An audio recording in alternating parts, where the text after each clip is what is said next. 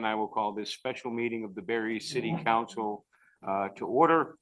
For those of you, we don't have audio this evening, so make sure you speak up. If you have any questions, we'll try to do the same.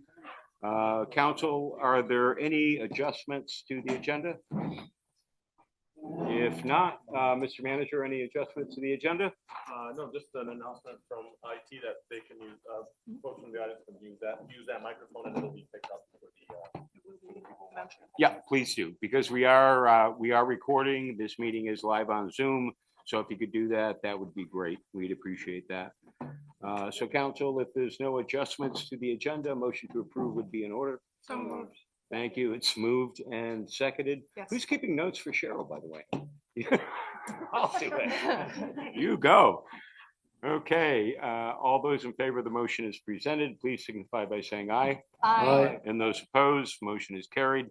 Thank you very much. Under visitors and communications, is there anyone wishing to address the council regarding an item that is not on the agenda? Okay, hearing. I'm sorry, it was posted online and I'll take the blame for that. I did not bring copies. The agenda is very simple, ma'am. The agenda is simply under new business. We're having an update on the North End. Then we're going to talk about resiliency, redesign, funding, and next steps. And then we're going to talk about the creation of a North End plan, strategic plan, and a North End steering committee. Okay. Okay, thank you. Hearing and seeing no one under visitors and communications, we'll move right along. And before I do, I just wanted to acknowledge, first of all, thank you to Rick Denty and the Mutwa for agreeing to host us and for putting up with us. Thank you, Rick. And acknowledge some of our staff members, in addition to City Manager Starella Castro. Janet Shatney, who is our Director of Planning, Zoning, and Assessing, is here. Josh Jerome, he's right in the back here. He is the Executive Director of the Barre Area Development. Go ahead, Josh, you can say it. BATC. Sure, I could have done that. Pat Moulton, who has just been, Pat is with the state of Vermont on their flood recovery team. Pat has been absolutely incredible towards the city of Barre, been very generous with her time, both during the day and after hours on weekends. So thank you, Pat. I appreciate you. And lastly, our city representative, Representative Michael Booten. And also from the town of Barre, because she cares about Barre just as much as we do, is Representative Gina Galafetti from Barre Town. I think I got everyone, didn't I? So council, we'll move right along with the agenda. I'm going to turn it over to the manager, who will sort of give us an update on what we have done in the North End and the applications we have submitted and where we stand. Nicholas, it's all yours. Thank you, Mayor. And it's going to be on that screen as well, right there. So I'll wait for it to maximize there. There we go. So I'll start off with summary on the buyouts, which is a big part of our flood mitigation strategy, and also a big component related to the homeowners' experience with the flood. We received 67 buyout applications after the 2023 flood. 27 were approved by the city and 40 were not approved by the city. Now, the only reason that an application was not approved or pursued by the city is because FEMA has a condition on all buyouts that if the property is bought out, it can never be redeveloped, ever. And so because Barre City is 4 square miles, because we have other challenges to address, like our housing issues, we were very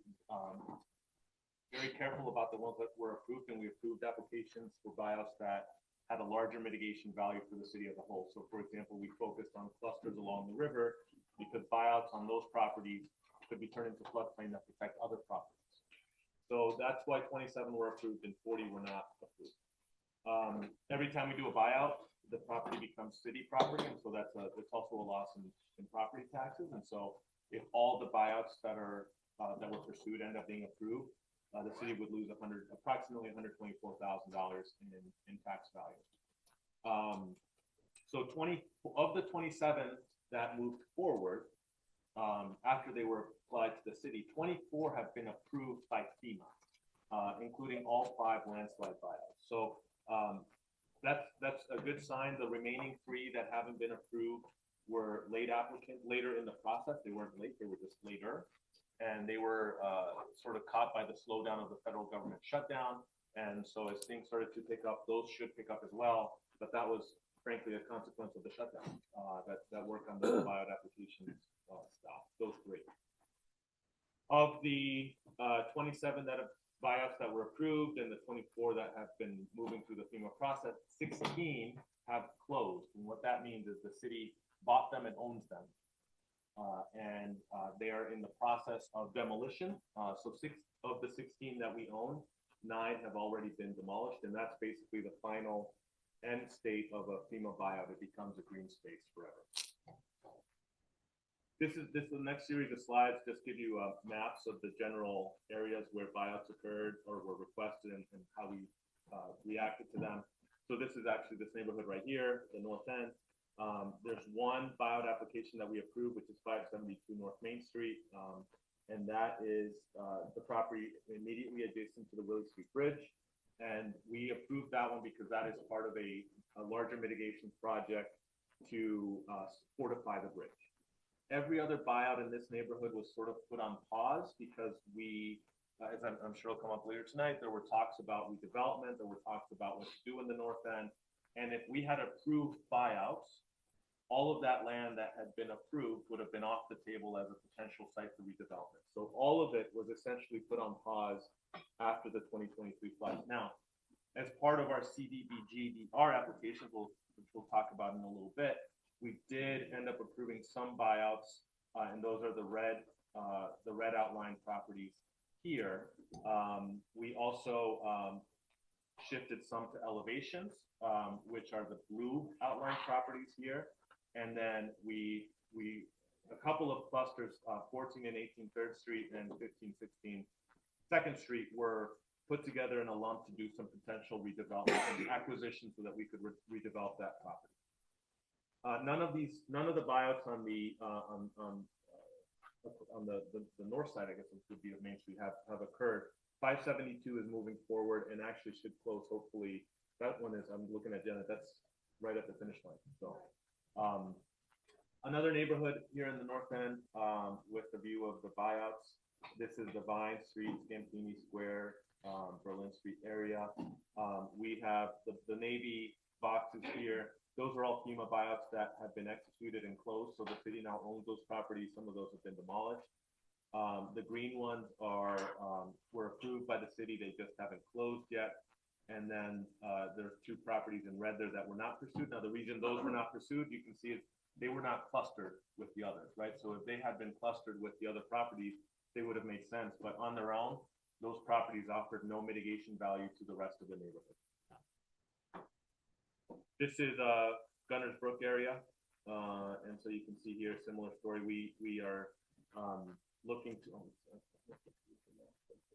Shows up on the screen not very well, but basically the buyouts we approved near the existing floodplain would have expanded it. So 12 Harrington has closed. 9 Harrington is approved but waiting for closing. 7 Harrington has closed. The 2 yellow ones here are 2 of the ones that are still trapped in that FEMA purgatory. They still need to be approved, but they were approved by the city. So as you can see here again, the focus is expanding floodplains around rivers where we can store floodwater. This is River Street, Granite Street area, and a couple big lots here. Those are owned. The ones right off of Granite Street are owned by Desero, so those would be a pretty large mitigation area. They have not closed yet. And then on River Street, you can see that just about every house but one on that little chunk of River Street went for a buyout. 3 have been approved and demolished. 1 is approved and waiting closing, and 1 is in that FEMA purgatory. That's the 3rd one. This is just a big city map of all the landslide buyouts. As you can see, these weren't necessarily clustered along the river. These were in more ledge, steep hillsides of the city. So this is the location. Those blue stars show you where the FEMA buyouts for the landslides were located. And then this is just a cluster map showing where there were non-landslide buyouts that were not pursued throughout the city. So you can see they were sort of spread throughout the city's north and south end. So now shifting gears a little bit to the CDBG-DR funding. CDBG-DR stands for Community Development Block Grant Disaster Recovery. The Senate secured funding for Vermont in the amount of $67 million for recovery projects, and about $54 million of that money was dedicated to areas like Barre, which was high or low medium income, and then Lamoille and Washington County. So we were good targets for this money. We applied for a bunch of it. This is our round one summary of applications. So in the broad categories, in housing, we applied for about $23 million. In infrastructure, we applied for $3.5 million. We applied for $300,000 of planning grants, and then as part of our application spread throughout all of those, we have applied for about $685,000 in administrative project management and for the single audit. So all in all, we submitted applications worth about $27.7 million in round one.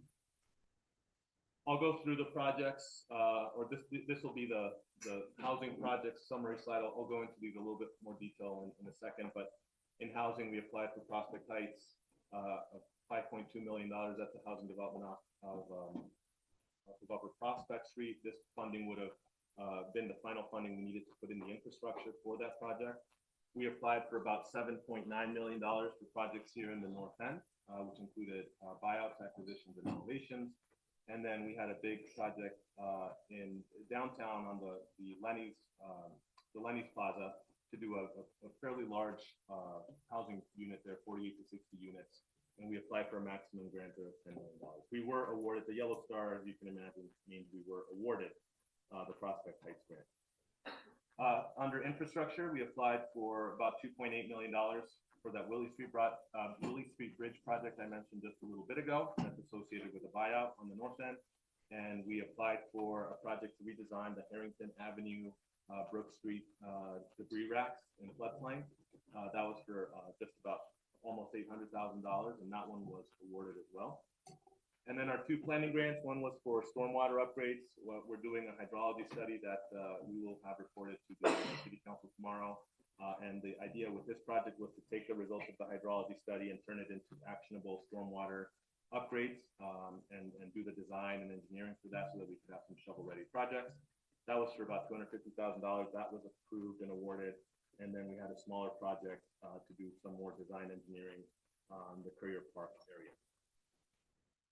This is just a little bit more detail on those projects. This is Prospect Heights, as I mentioned, $5.2 million, which was awarded. This is going to create dozens and dozens of units. 42 are funded through the CDBG-DR grant, and 32 of those are for low medium income households. This funding gives us the last bit of funding we needed to do the infrastructure to get that going. I mentioned the North End Gateway. We applied for just $7.9 million, just about. This slide is familiar. This shows you sort of the buyouts, elevations, and acquisitions that we were hoping to do here in this neighborhood. This is just an overview of the Lenny's Plaza. We made a big application for what would have taken out the wing of that building, would have left Walgreens where it is. It would have taken out all those other stores where the old Soups and Greens was, and all the way to the Walgreens. Put a building right there on 302 with parking in the back, and we were looking at 48 to 60 units. Unfortunately, this one was not funded. Willie Street, this is just an overhead. I mentioned this green area here is that buyout property, so we would use that to create floodplain, and then we would widen and fortify that bridge. That's a really important bridge for many reasons. It's the only access to that neighborhood. It's the only access to our wastewater plant. This is an overhead view of that Harrington Avenue debris rack project where we were going to redesign the debris racks, widen the floodplain through the buyouts. This one was awarded. And this one is, we can't really proceed on this project until the rest of the buyouts are complete. So it's in a little bit of a holding pattern because it's dependent on those other properties being part of it. As I mentioned, the stormwater upgrades, $250,000. This is a planning grant that was awarded, and the other planning grant for Potash Brook Park was not awarded. After round one, so I mentioned we got 3 awards in round one. One for housing at Prospect Heights, one for infrastructure at Harrington Avenue, one for planning for the stormwater. And then there were a series of other awards around the state. There were about $14 million remaining for round 2 awards. And the state was only accepting applications for housing projects. The city submitted 2 applications in round 2, and one was for North End buyouts and elevations and North End acquisitions. This essentially was the North End project. We just basically split it up because the state told us that they liked the buyouts and elevations, they didn't like the acquisitions, and so we thought, well, let's split them, and they can fund one and not the other. Neither application was funded though in round 2. And then round 3 is active right now. There's about 4.2 million remaining in funds to be awarded. The state is again only accepting applications for housing projects. I should mention pre-applications. And the city submitted 3 pre-applications as follows. One was again for North End buyouts. One was for North End elevations, except again, we just sort of split the projects up even further. We're not doing the acquisitions anymore. The homeowners who were part of that have basically had enough, and we don't think there's a good pathway for that project. And then the last application we did was for 143 North Main Street, the J.J. Newberry's building. We just threw that in. These applications, you know, the city council doesn't have to apply for these. These are just pre-applications. So there's, you know, we submitted it to give the council more options as it considers final applications, which are due on August 31st of this year. And just a positive note, we did have a really big moment, which was the removal of the trestle bridge in April of 2025. That's photographic evidence of Peter Anthony helping to destroy a model trestle bridge. We did not get evidence of the trestle being removed because we weren't giving a heads up that it was happening. We knew it was happening, it just didn't tell us when, so we weren't able to document it. So this is the best we can do. Yeah. Imagine the state coming in on a weekend and removing a whole trestle bridge, and we didn't know about it. That's pretty much what happened. It was, but we were happy to see it go. Does anyone have any questions? I know manager covered a lot of information very quickly. Yes, ma'am. So what happens to that funding if buyouts don't happen? What happens to which funding? Any of the, like the Harrington, let's use Harrington Avenue, for example. What if that buyout doesn't happen? What happens to that funding? Is it reallocated for the project? Is it just? I don't think we know yet. I think if that's the case, I think what our first approach would be to try to modify it, redesign it with the engineers to see what they can do with a different canvas. That would be our first approach. Again, that's the rules are pretty prescriptive though, so HCCD might have a different answer than that, or they may have a different viewpoint than that. Is the 9 Harrington that you're with now? No, there's one adjacent to it. It's 8. The 8 There's 2. Are the 2 that are in the system? We're waiting for 2 that are part of the project that haven't closed yet. So 8 and 9 Harrington have to happen in order to. Yep. Yeah, and I think our plan, like I said, would be to work with our engineers to figure out how do we redesign it, hopefully. And but those 2 are in the FEMA. Yes. Hole right now. One of them is in the FEMA purgatory. One of them has been approved and it's just waiting review by the state and closing. Is that 8% approved? 9 has been approved. 8 is in FEMA holding. Yep. And I just remind you folks, and I know it's a hassle, I apologize, but if you have a question, if you wouldn't mind coming up to that microphone right there, that way folks who are watching the Zoom meeting later on hear your question and we don't have to repeat it. Did you have a question, ma'am? I saw you raise your hand. No, remember what I said? You gotta go all the, you can pass it over. Oh, it's not a question to the council. Well, okay. Observation. Thank you. Have a tendency to put the hands up here now, Sorry, then it makes it harder to I'll do better. visually hear you. That was it. Okay, now you can pass it all the way back down. Now you can put it all the way back down. Thanks very much, though. Thank you. Yeah. You got it? Yeah. Also. Thank you. Any other questions for the manager in terms of what he's presented? So just to clarify from based, I'm Joellen Caldera. Nicholas, based on what you put up there, it looks like all the work has really been done for that side of the north part of that side of Main Street. So first, second, third, I saw one red square that looked like it was on First, Correct. and that's the only thing on this side in the lower north end. No, if you go to Scampini Square. That's there's- over on the other side of Main Street though, isn't it? Right, Yeah, I'm talking about our side, like, correct. We haven't, these were in a holding pattern because of the potential redevelopment component, oh, it does so. Is I that- did it again. is that the one that includes my house? Is that what we talk, when we talk about the potential development? What? No, just, no one's redeveloping your house. No, this I was know about- that. I'm just trying to think. This was about, like, was there a vision for rebuilding in the north end in a way that is more flood resilient? And if that was the vision, we couldn't approve buyouts because buyouts take land off the table. I'm well aware, yeah. Right, so that's why, you're right, no buyouts have been approved or executed on this side of North Main Street, but that's because this side of North Main Street was more conducive to a bigger vision of what the neighborhood could be, more flood resiliency, more housing. How did that come about? How does, How did one of the biggest hit part of the city? I mean, how were you guys able to figure out? And I don't want to get in the weeds. I have a huge background. Y'all know no, it. you can get in the weeds. Um, I can go there. I'm just trying to figure out why this side of North Main has no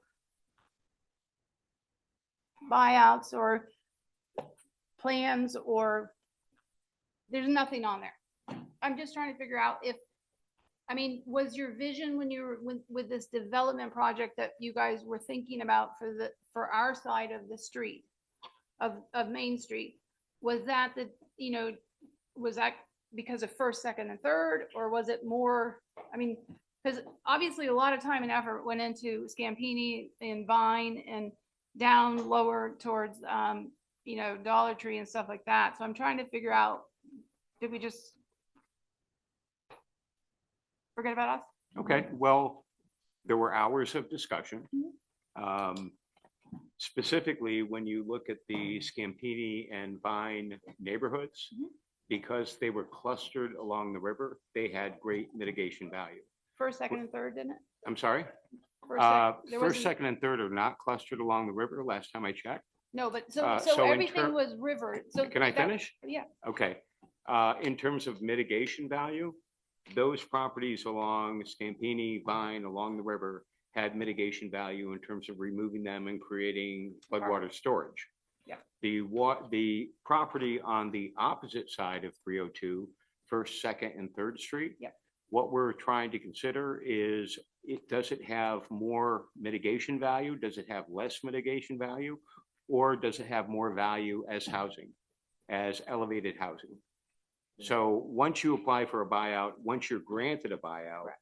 that land becomes unbuildable forever. Correct. Those are the rules under FEMA. Oh, So we done them all. approached those buyouts with a much higher degree of caution. And so far, all we've talked about is like FEMA buyouts. None of these projects involve independent developers. No, So it's all through, or it does, they do or they don't. they do not. Yeah, so this is all the state, kind of around the state FEMA, all that money. Correct. Okay. Well, not state FEMA. No, Federal state and government FEMA. Yeah, FEMA. yeah, and how it comes down through, it's all from those pots and stuff. So, okay, that's fine. I was just Yeah. curious because very blank over here. Mayor, if I could also. Yeah, of so course. Another thing to look at, in addition to what the mayor mentioned, if you look at these properties on West Campini, they're in that cross-hatched area, that's floodway. That's, so you can't even rebuild there. So those properties, even if we had wanted to rebuild, that's a no-go zone. If you look at all these properties here, that's floodplain, which is very different than floodway. And so there is potential to redevelop here. So there's a lot of factors that go into where do you have land that may be suitable for redevelopment. And we know from things like City Place, which was built to flood hazard regulation standards, that it is safe to build in a floodplain if you do it effectively into the regulations.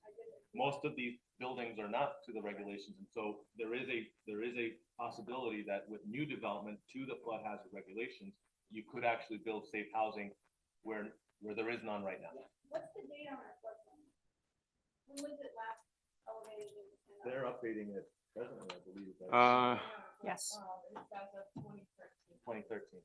So, okay, so the flood, it all changed with the few updates. Correct. It could.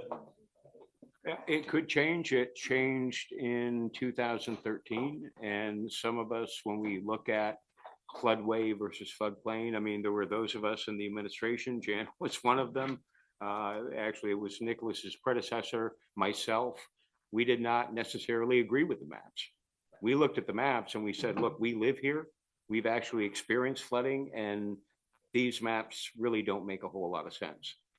So we did actually, I don't want to call it a protest. You actually appeal their maps. They did look at them, and unfortunately, they were not swayed by our arguments, and the flood maps remained.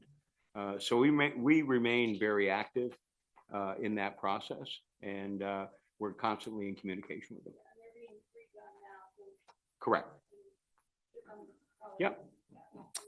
Yeah, as is the opportunity zone and the area of new markets tax credits. I mean, there's always a lot going on. That's obviously a very different program. That's not flood maps. That's how we can qualify for different funding methods within the city. And there, Josh, you and I had an email exchange about that just a week or two ago about seeing if we could get that swapped from one side of the city into a different census tract. So, those are things that we try to work on every day. Any other questions for the manager? One quick Yes, question. of course. The property, so we're down Scampini Square Yeah. from the Berlin Street Bridge. If it's deemed not buildable or anything like that, what does the city plan on doing with that? Well, that's a great question. Is it going to be? Well, opened up to there go are, to the when river? I'm sorry, sir? Is it going to be opened up to give the river relief, or? Well, we can do a number of things. So we could actually excavate at the property so that we create more floodwater storage. We have used, I mean, there are properties that have gone through a buyout that are being used today, but we can't build on them. For The example, lower end of and Vine it- Street, correct. We could make a playground. We could make a park. which what you there is can't- one there now. I'm sorry? There is one there now. Correct. So we could expand that. There are limited opportunities, even the playground equipment. Gordon What- Grant's old house, I'm sorry? well, Peter Anthony's house. Yeah, That will be demolished. It is gone. correct. That's It's- quite a good it's size. gone Already now. done. It's actually gone now. Oh, it's down. Oh, Yeah, wow. that's, Excuse me. that's okay. No, that's Oh, I actually, just wondered what their plan was to do with the land. yeah. And there are opportunities. I don't want to say development, but there are recreation opportunities there. For example, if you wanted to if you wanted to turn it into grass and turn it into a park, you can do that. If you want to place playground equipment there, you have to apply. They don't allow you to place all kinds of playground equipment there, but they're under limited, under some limited uses, you can use that. If you wanted to put a storage shed there, they'd say no. They would say no, you can't build a permanent structure there. That's good. Yeah, I did I- just wondered if they had some kind of a plan for that property. Yeah, we do. Yes, sir. I'm Whitney Maxfield. I live up the hill here on Cabot Street. My question, I'm playing catch up. What's the final decision on the Berlin Street Bridge? We don't have one. I'm gonna, listen, when we have that discussion, I'm just gonna put a bulletproof vest on and I'll sit here and take it. Because I know people feel strongly about that. You know, I live here too. This is my home too. I have invested here as well. We're gonna listen to, as far as I'm concerned, I'm not speaking for the entire council. This isn't a vote. I'm gonna listen to the science. And when I hear science that says because of the configuration of the Berlin Street Bridge, the way it was built and the way it traps debris, when I hear river scientists say that the floodwaters in the north end would have been, and correct me if I'm wrong, anyone, I believe 18 inches lower in the north end had the Berlin Street Bridge not been there catching debris, that is a pretty compelling argument to me. So listen, whatever decision we make, we've made no decision on the Berlin Street Bridge, but whatever decision we make, I can guarantee you there will be at least 2 or 3 public hearings. And we'll listen to everyone. We'll have folks from public safety in. We'll have them talk about response times and whether any delay in response times would be unacceptable. You know, we'll make the best decision possible, but I hope, maybe I won't be here, maybe it'll be that far in the future. I hope the council listens to the science. I will say as a Ward 3 representative, I will be fighting to keep the bridge. There's other ways of making that water flow besides taking the bridge out. Dredge the river. Exactly. Dredge the river. There must be No, 2 or 3 not only feet of that, but sludge on that Clean riverbed. out the drains that are below sea level. Okay, first of all, folks, It's a problem with Montpelier. folks, That's you Montpelier's problem. speak when I call on you, okay, first of all. And then second of all, you direct your comments to the chair or me. And if a counselor wants to speak, he or she will certainly speak up, okay? So let's just remember that. Yes, sir. Did you have a comment? And then I'll get to you, ma'am. Getting back to I moved into that area when I was 2 years old. In 77. Mhm. That Berlin Street Bridge, I remember the day the beams were being delivered. My father, he's gone now. Said, oh, they're gonna build us a dam. We'd already looked at the concrete work where they were gonna be set. They lost 4 feet of rise because they don't dredge anymore. I'm sorry, I swore. Mhm. And they don't, and they could build a new bridge there, probably the cheapest way to go in the city. Not cheap. Like the bridge they built on Granite Street. It's a truss bridge. It's it's held up by the truss over Yeah. over the floor. They lost all that. I've seen 3 bridges down there. The original one, the one that they were painted orange for all the wards. Yeah. With the metal floors in them that the water could go through. They were all overstructure bridges. Mhm. The water came through. They got into the river whenever with a dozer, pushed it up in a pile, dug it out, and they're dumping some of the stuff they got out this last time, which they did a marvelous job. And we had a lot of rain after that. The river went down through Butte. So Thank river you. maintenance, and even with this bridge here, a little more river maintenance would probably be the cheapest way to go. That backhoe that they use with a 60-foot beam on it, they did a beautiful job right out behind the old Allen Lumber Company's grafter shop. So where there's a granite block wall. There's been no problem since then. If that'd been done, I tried to get a hold of City Hall when we were getting this flood coming. I couldn't get a hold of it. Because previously, if they had pulled the trash out of the river and piled it on Berlin Street, taking it away later, the river would have run down right through where it belonged to. Yeah.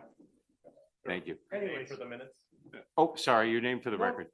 pardon? Your name for the record? Jim Gelfetti. Thank you. And I'll get to you in just a minute, ma'am. But just listen, one thing about dredging the river, I don't call it dredging, I just call it riverbed maintenance. That's all it is. The sediment, when we flood, the sediment goes into the riverbed and it usually fills it to a depth of, I don't even know what the depth was. But we need to be really clear when we talk about maintaining the river, and I am in favor of that. I think that whatever sediment ends up in the river from a flood should be removed to maintain the flow of the river. But also, let me be clear about one thing. The Stevens Branch River could have been, I'll be calling on her next. The Stevens Branch River could have been 40 feet deep, and the same thing would have happened on the north end. The volume of water that we experienced in 2023, we could have had a 40-foot depth of the riverbed, and it wouldn't have saved us.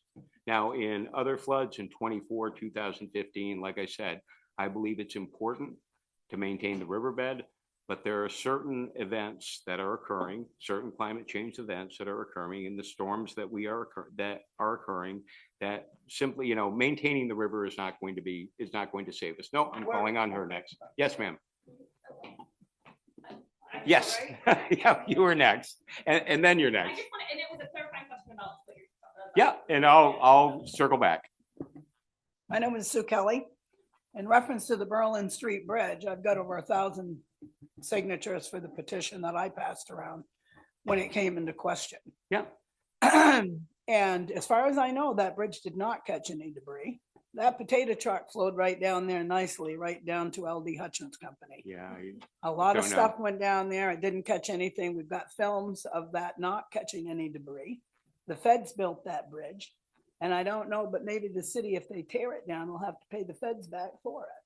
I don't know, because that's not a vote that I anticipate coming before the city council in the next 12 months. So, We have other more important things Correct. to deal with. and I want to get back to that. So where does Hawes Place come in?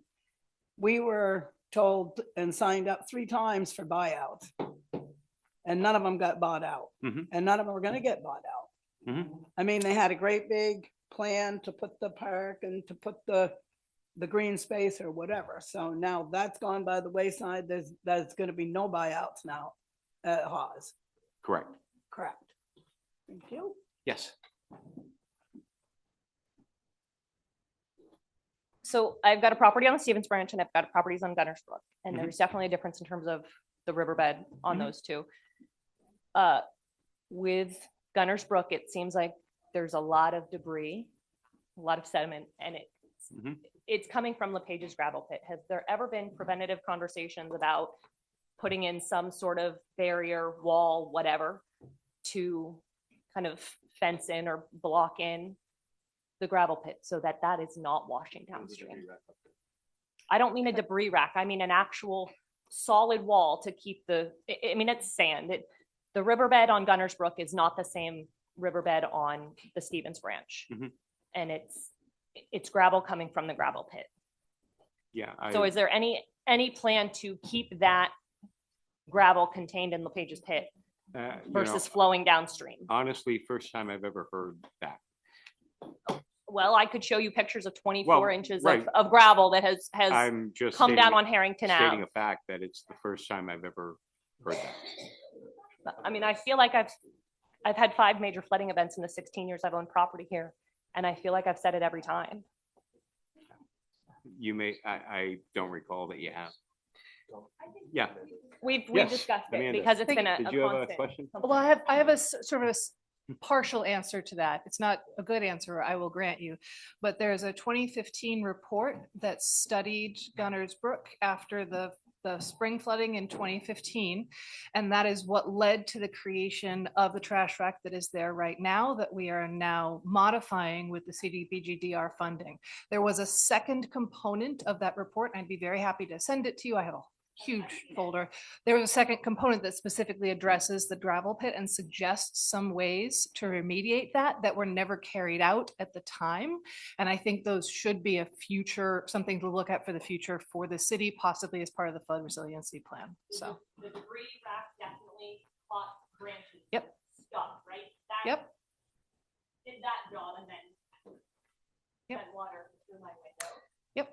Right, but when it's not doing anything to stop the gravel. no, it's absolutely not. The other half of what needed to happen as sort of was addressed and developed by that report never did happen at the time. And it's definitely on my radar to move into flood resiliency planning going forward. So if anyone is curious about that, the report is actually pretty readable as far as these reports go. So check it out. Shoot me, Amanda Guston, by the way, if you don't, Counselor Guston, shoot me an email if you'd like to read it. I'd be happy to send it. Any other, oh, was that a hand up? I got the paper too. So, I know in the paper, I think it quoted you, Tom. And I believe this is Saturday's paper. The purpose, or one of the purposes of tonight's meeting was to talk about a cohesive vision for the north end. Correct. That's all planned. So, That's correct. so what part are we gonna start discussing? Right now, No, what part of the north end? what part of the north end? Yeah, I've got some slides that I'd like to show you, if that's okay. okay, yeah. Yeah. That doesn't include the stuff we've already seen? Does it include? No, no. Some of it does, some of Okay. it does not. Okay, so maybe some of it talks about this side of 302? A lot of it talks about Perfect. that side of 302.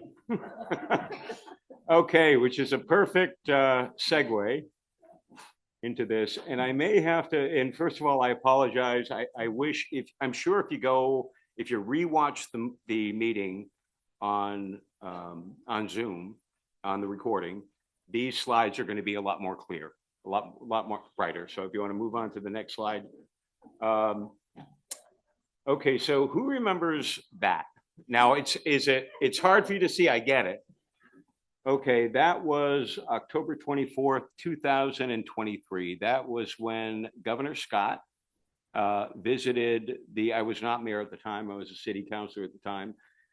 That's when Governor Scott visited the Barre City Council, which was pretty incredible. It was the first time, and I've been doing this for a long time, it was the first time I could ever remember a sitting governor being in city council chambers. And the governor came and he presented a conceptual plan for what the north end might look like. But most importantly, what the governor said is, I want to help.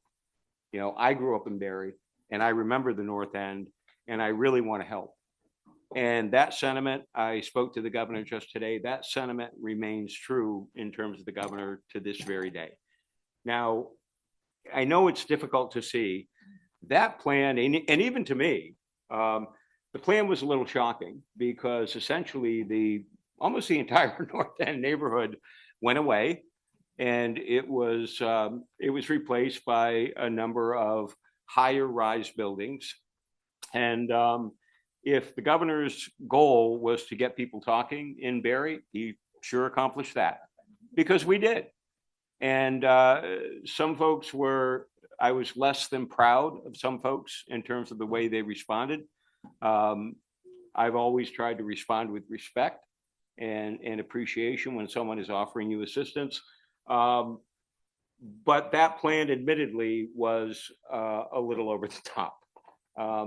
And so subsequent to that, we met here in the Mutwa and we talked to folks in the neighborhood.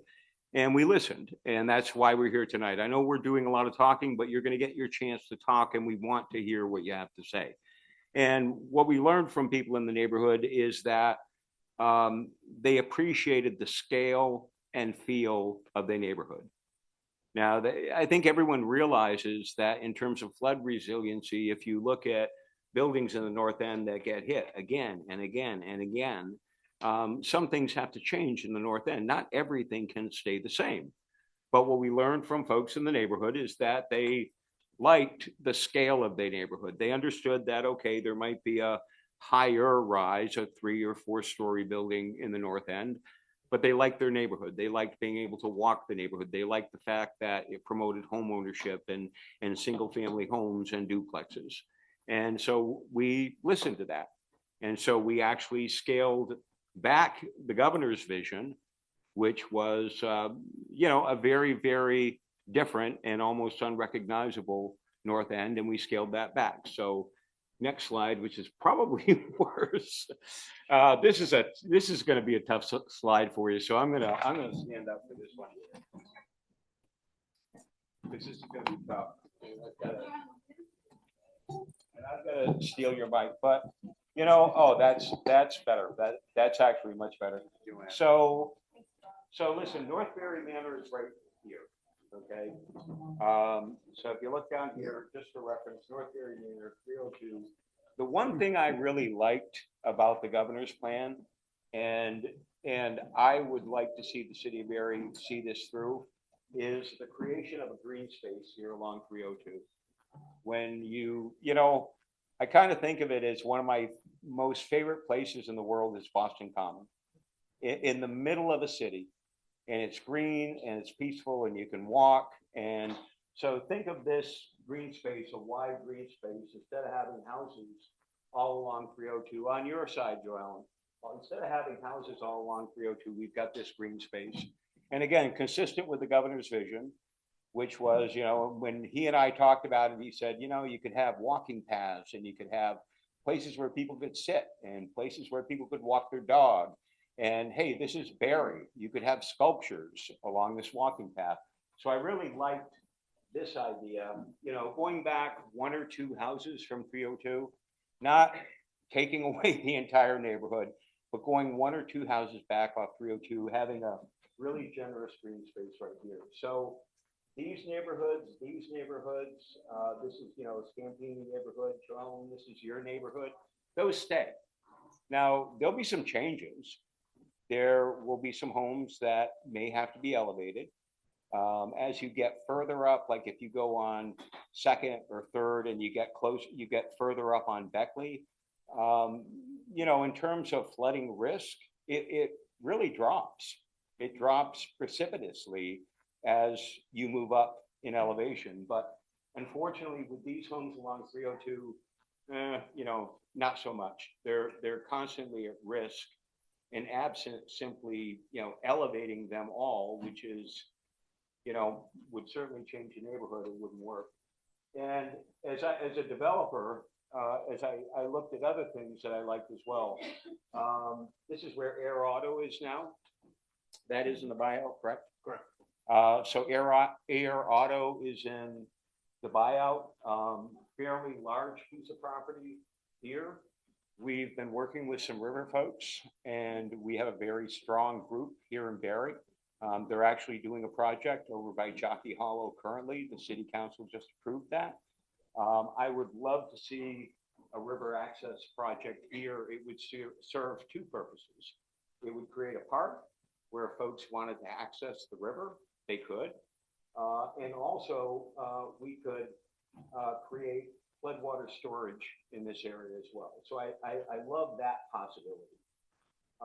I'd be remiss if I didn't mention, and I've spoken to everyone whose property I'm going to talk about, there are opportunities here as well. Not all of them, matter of fact, none of them are on this side in terms of major acquisition. But if you look at massing, if you really want to change a neighborhood, you can try to buy properties one at a time. That's very difficult, as Nicholas found out. And the reason it's okay, some people don't want to sell. This is their neighborhood and this is their home. And maybe the neighbors on three sides of them want to sell, but they don't.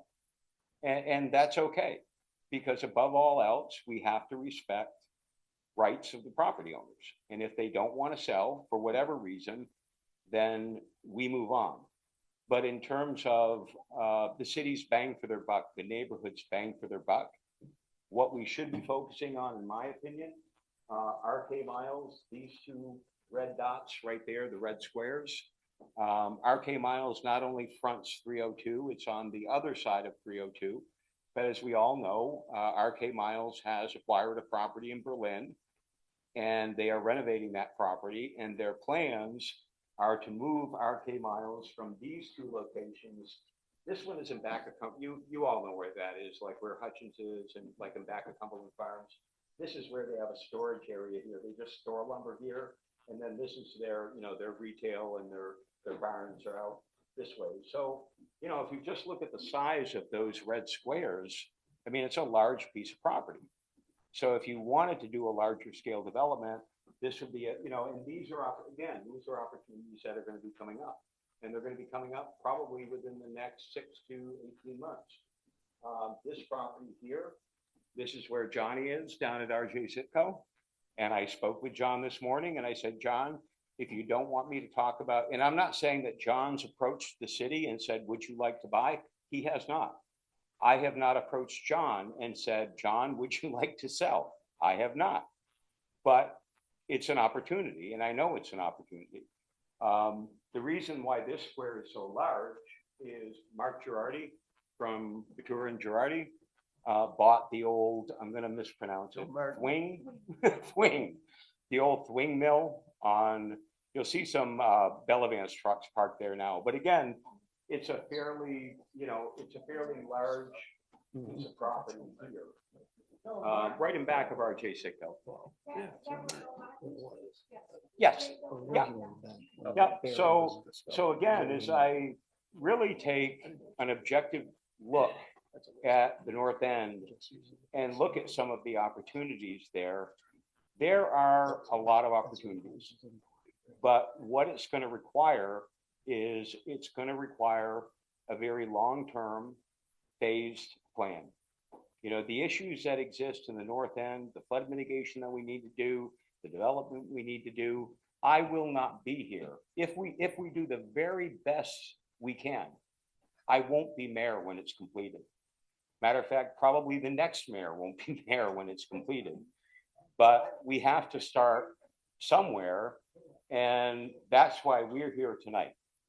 Because we have to come up with a strategic plan.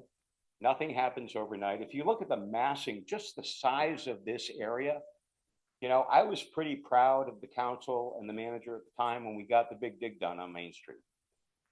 This dwarfs the big dig. This actually, in terms of massing, this dwarfs the development that is going on in Burlington right now. It is that big. But again, we're not going to be successful if we don't have a plan. And right now, we don't have a plan. Did you have a question, Joanna? You have to come up to the microphone or it just won't come through on the Zoom and then folks So get the frustrated. yellow parts that we're looking at that are colored in, Mhm. I know where they are. Yeah. Those are the areas that you guys are future possibilities of reconfiguring, elevating, doing something with. Yeah, that is, well, again, what I talk about in terms of specific change, Right. I love the Some- idea of a green space. Yep. I think the quicker we could do that, the better. And I think our focus should be there. These are just strategic Yep. opportunities that I know are either there or could come up in the next 6 to 18 months. The yellow shaded areas, that's the existing neighborhood. Yeah. And that's going to be what folks want it to be. Some folks would want to pursue a different type of buyout. Correct. What we've recognized is that the FEMA buyouts make it impossible to develop there ever. Correct. So the FEMA buyouts might be appropriate in the green area, but they wouldn't be appropriate in those yellow or red shaded areas. And I want to go on record because I think some people sitting over there might think that myself and a couple of my neighbors are anti-selling because when the governor did his little presentation, it was quite shocking. He also forgot that we have a protected water, shed behind us, a lovely, beautiful, actually, Yeah. water. And So let I- me go on record for saying that I absolutely appreciate and admire the governor's presentation. Thank you for getting us talking, Governor. Yeah. So. Oh, absolutely. I mean, I was working closely with them on other stuff at the time that he did that. The problem is they didn't factor in the water issue. But I just want to go on record because I think some of the council thinks that there are several of us right here on Beckley across the street that would not be in favor of any type of selling of our homes. Mhm. We were not in favor of FEMA buyouts. Right. It doesn't mean that we would not talk to a developer. Yeah. So just want to put that out there. Yeah. And to go on record and be nasty again, the way FEMA conducts their buyouts is just the dumbest thing on earth.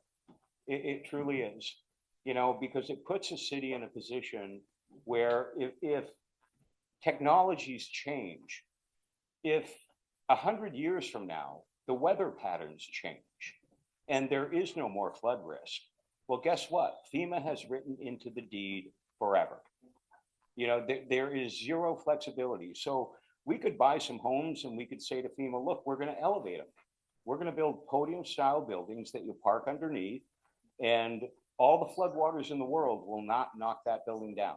We will put the latest and greatest and best technology into it, and the answer from FEMA is still no. It just absolutely defies logic and frustrates the heck out of me. So anyway, so this is just talking a little bit about sort of the opportunities that I see. Can we go to the next slide? If you could say? Thanks. Yeah, this is, and possible funding sources. There are a lot of them. Oh, I'm sorry. ma'am. Just really quick. No, that's okay. I just want to say thank you guys so much. I know this is a really hard thing to do. I mean, just finding the balance between what the city needs and what the people need. And I really appreciate every one of you. I can't stay any longer, but I just want you to get that piece of praise because I know it's hard for everyone in this room. Aw, And no one it's ever hard says to thank do. you to the mayor. What are you doing? No, listen, It takes an artist. listen, at times when you're dealing with people's homes, we get it. You know, we get it. We truly do. The hardest, probably the person who had the hardest job during the flooding was Nicholas. He was the one who had to say no to people because the flood buyout program is not, it's not a program that is designed to elevate homeowners, to make them whole. It's a program that is a flood mitigation program. And Nicholas heard the stories just like the rest of us did, heartbreaking stories, people who had been wiped out and really needed that buyout and didn't have anywhere to turn. But Nicholas had to keep in mind what benefited the entire city in terms of flood mitigation and not necessarily one homeowner. And I And have those to, are hard decisions. I have to say, just the time I got to spend with Nicholas when I interviewed him, that came through so realistically and so honestly, and Yeah. I was super impressed. And I'm going to miss him. Listen, if it wasn't for his stubbornness and his temper, he'd be perfect. That's okay. That's okay. That's good. Well, thank you guys. Have a good night. Yeah. Thank you. So, you know, I got thinking about some of the possible funding sources for the North End. If we come up with a good cohesive plan, it's a plan that plans change. I mean, your plans changed 2 weeks ago when I said, hey, we're going to have a meeting here tonight.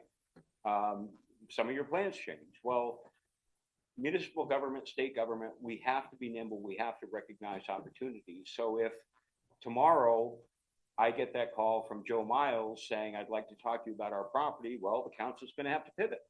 And we're going to have to be ready to have that discussion, even though we may not necessarily be ready for it. It may not necessarily be the most convenient thing for us. So when you think about a long-term plan, these are all sort of tools that we have in our tool belt. Northern Borders Regional Commission, that is responsible largely for Prospect Heights, local funding.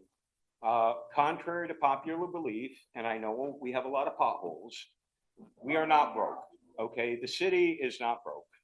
We have fund balance, we have endowments, thanks to Eugene Cozy.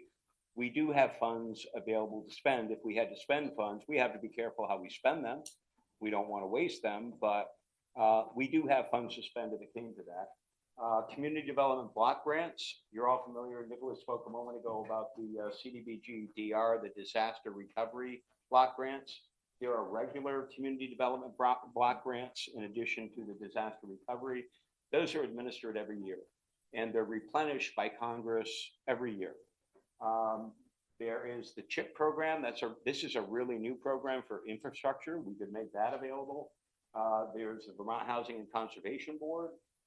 There's Opportunity Zone. That's not so much a funding mechanism as it is an investment mechanism. There are new markets tax credits. So when you look at City Place, you have new markets tax credits to thank for that. City Place, in terms of doing the math and making the math work on a big building like that, it didn't work. It just didn't pencil out, and no developer wanted to touch it. But because the city partnered with that developer to apply for new markets tax credits, we were able to build City Place.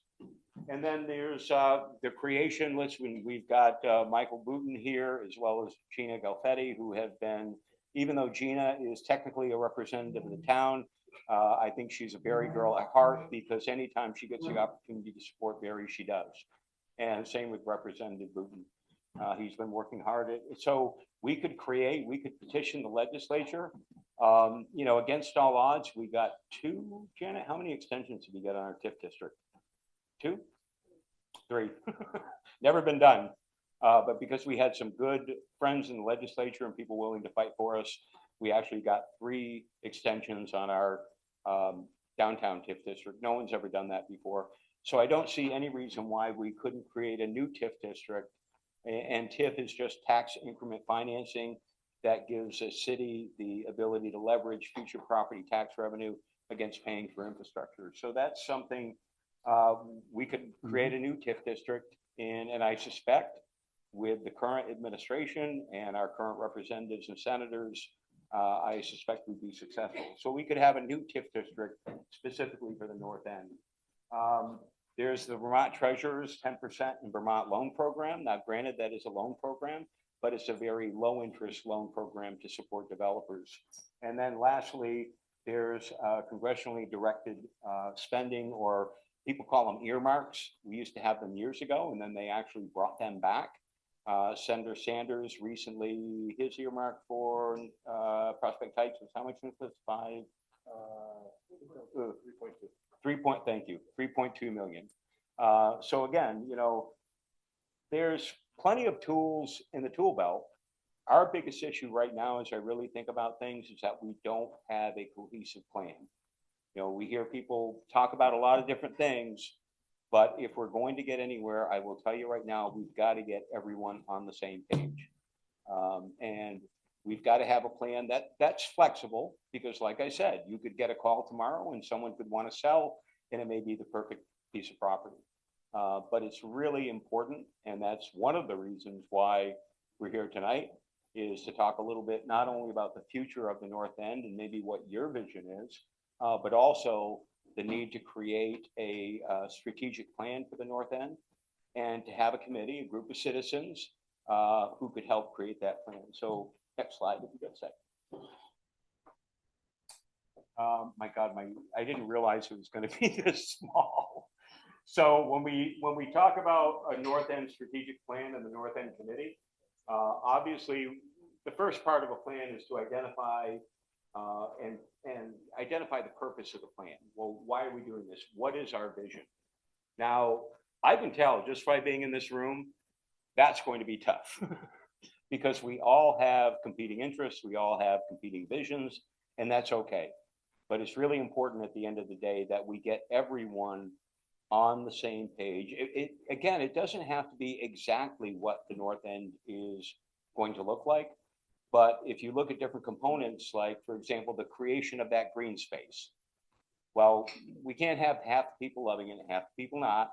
Either, we have to agree on that. I happen to think it's an incredible idea. I would love to see a generous green space, a very common, if you will, instead of Boston Common, on that side of 302. And then we've got to talk about the strategic assessment, which is, okay, what are our strengths? What are our weaknesses? What's great about the North End? And there's a lot great about the North End. But what are the North End's weaknesses besides flooding resiliency or flood resiliency? And then we've got to talk about the strategic priorities and the execution in any plan. And this is just my list. Look, a new committee may come in and say, no, I don't like this. We're going to do it a little differently. And that's fine. But I said, for example, a phased and steady approach, resiliency, sustainability, something that's going to last, housing. Housing is economic infrastructure. I am so bullish on housing, both personally. I build it as often as I can. I believe in it. I believe that housing is economic infrastructure. And if you build it, I believe they will come.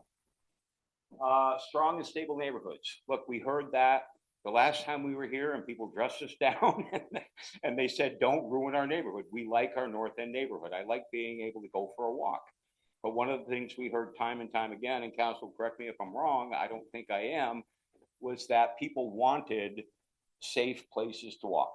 They wanted, and that's where I got thinking about that green space and said, well, wouldn't it be cool if whether you live on first, second, third, or fourth, you can walk to the edge by 302 and there's this great walking path where it's well lit and it's safe and your neighbors are there gathering and you can have a great time. Home ownership opportunities. Look, some people don't want to own a home. Some people want to rent, and I get that. But other people want to own a home, and if they want to own a home in the North End, I believe they should have that opportunity. There should be housing opportunities, whether it's some sort of co-op or a rental situation or home ownership, they should have that. And most importantly, doing something every year. Like I said, this is going to be a multi-year plan. I will not be here. Hopefully I'll be alive. I hope for that, but I can guarantee you by the time this plan is done, I will not be mayor. I don't know how many people on the council will still be here. Nicholas, no, he won't be here. But it's important that we do something, even if it's, even if it's acquiring a $150,000 building that a homeowner has said, I don't want to do this anymore, and the city acquires that and tears it down and creates space for someone else. Even if it's that one little thing, it is so important that we do something every year. And hopefully we do a lot of things every year, but we can't create a strategic plan and start down this path and not see it through. It just won't work. And then, like I said, and then you develop an action plan that has specific steps. This is what we're going to do.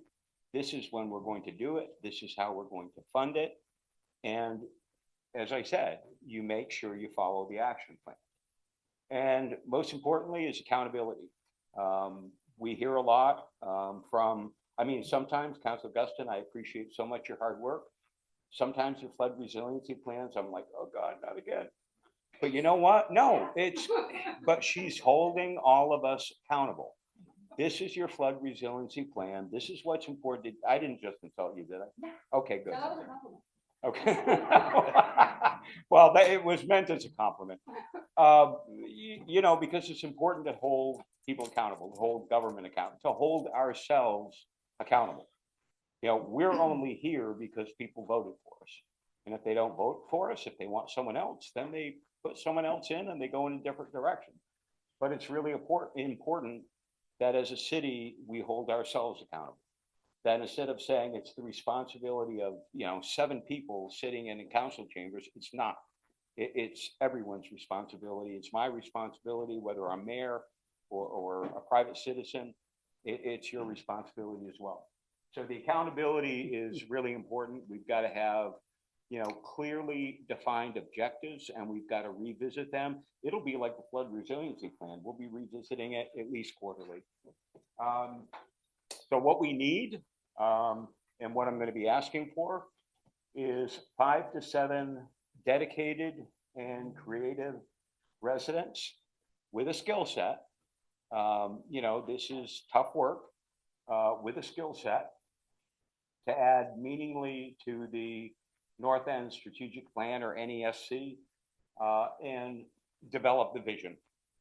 So that's what we need to be doing. What does everyone think a fair time frame is? 3 months? We kind of know more. It is fast. But we should have been doing this a year ago. So hence my sense of urgency. And like I said, if you wouldn't mind going back to the map, Nicholas, like I said, as I was developing this, and I really got thinking about the possibilities, and I thought about, well, yeah, this is going to come up. This parcel is coming up in the next 6 to 18 months. I know it is. I've been told it is. The owner told me it is. These parcels, when I just had a 15-minute conversation with John and said, number one, would you mind if I talk about your property? Because listen, it's not for sale. You haven't told me that you wanted to sell it, and I haven't approached you about wanting to buy it. But John, do you mind if I just talk about it? Because I see it as an important piece of property in terms of the North End. So, when you talk about all of these things and you start putting them all together, it's really kind of exciting. It really is. And it makes me realize that, yeah, it's going to be a bit of a tough road. But there are so many possibilities in the North End. So that's a little bit about my vision. Council. I'd invite any of you to comment or. Yes, I'll give my biggest comment is that the biggest thing is that we need people to come together and we need money in order to do the projects. That we've been trying to do the best that we can to make sure that taxpayers aren't overburdened more than they currently are. Because like we know, buying out the properties forever eliminates that completely forever.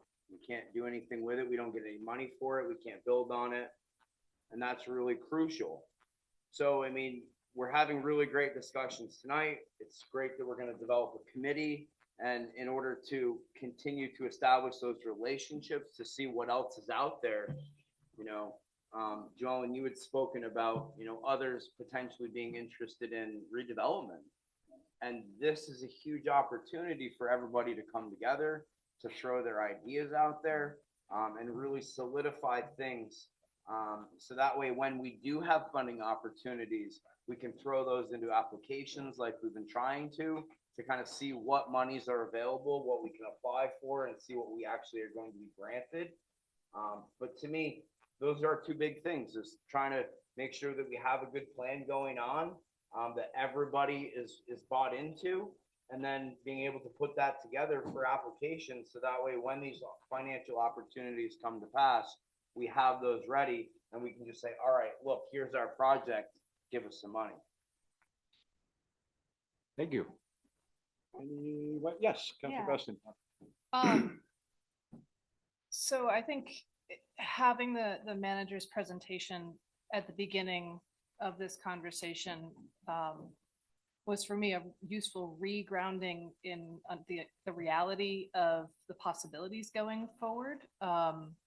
That we have been making some very serious, very thorough applications for funding. I think the Willie Street Bridge is up to 3 applications beyond the CDBGDR funding. The manager just reviewed the CDBGDR funding. We've also applied through the Hazard Mitigation Grant Program, through earmark programs from other members of Congress, in addition to Senator Sanders. And I'm a plan person. I badly want to plan. I think that the way to get to the plan is the conversation we're having tonight, and we can't stop having those conversations. But one of the hardest things about this entire conversation and progress is that we are facing not nearly as many opportunities as Barre City should be getting to receive that necessary funding, to receive the big dollar funding. That a lot of the funding so far has been directed to sort of what's commonly termed greenfield development, which is Prospect Heights is doing wonderfully. That's going to be phenomenal for the city, but it has been a struggle to be able to demonstrate that vision for the North End and to demonstrate a community and neighborhood-led renovation, and then to get that funded. That argument does not seem to be landing with places that control the, frankly, tens of millions of dollars that are going to need to come into Barre City. As Councilor Deering says, we work really hard to be good stewards of taxpayer money. And we are going to need outside funding and big outside partners to do this. And that has been a real, frankly, somewhat discouraging struggle. So that was a bit of a monologue, and I apologize, but it's just the manager's presentation sort of reminded me of that rock in a hard place kind of thing. So I'm excited to support what the neighborhood and the community wants for the North End. And I hope that we are able to break up some of those logjams. Thank you. And I guess I'd just respond to that, Councilor, by saying, look, I think we were all disappointed when the North End didn't receive funding in the last round. But what was clear to me is that our message wasn't percolating to the top. And that message is that we cannot get a meaningful developer interested in investing in the north end until we remove some of the impediments. If you were a developer and you had $10 million to invest, and let's just be honest with each other, okay? It's not terribly attractive right now. If you if you looked at the north end and then you went into a neighborhood in Montpelier, where would you invest? If that was your money, if that was your $10 million. So, okay, let's be realistic about that. But we're never going to get there unless we get that investment from the federal and state governments. We're never going to be in a position to say to a developer, look, this is an area that is ripe for redevelopment. We've removed the impediments. We've removed the problems. We've created the green space. We have the infrastructure, and now we're ready to go. So, you know, those are conversations I try to have every single week with anyone and everyone in the administration who will listen. So I'm hopeful that we can be successful. Did you have a question or a comment, sir? Yes. Yeah. Please. I agree with your green space. It sounds like a marvelous idea. What is the big stumbling block between now and possibly then? None of us will probably be here when it's finished. River maintenance, like they did.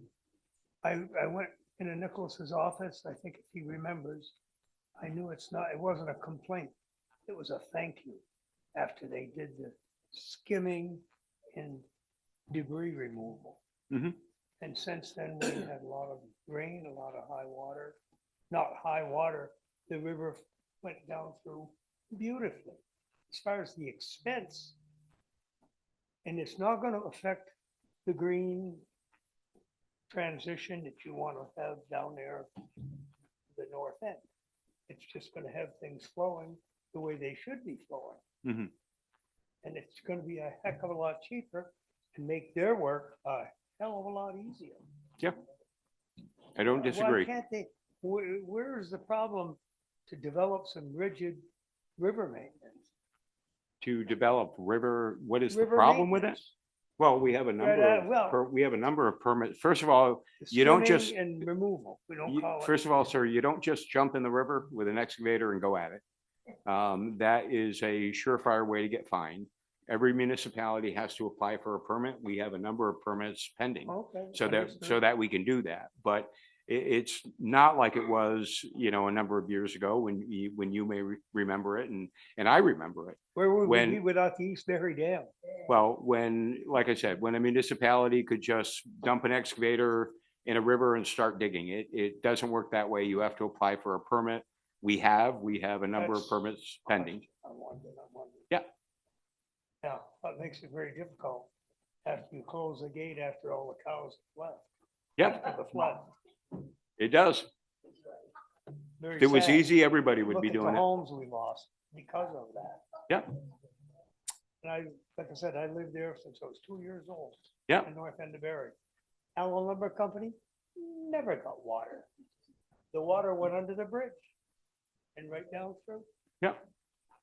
And I understand that. And there was, Tony Kano. except for Barre, 1927, you would be hard pressed to find a flooding event like we had in 2023 with when you talk about water volume. well, I don't know, So I wasn't here for the 27 flood.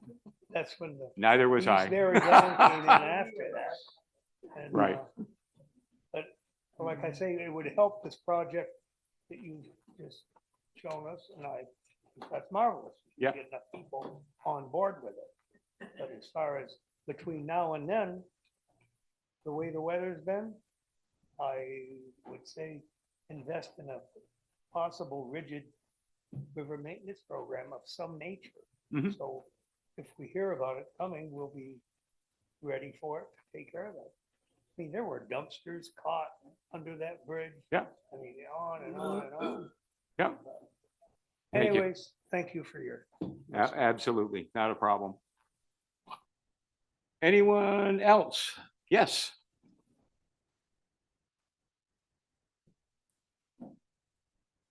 How are you?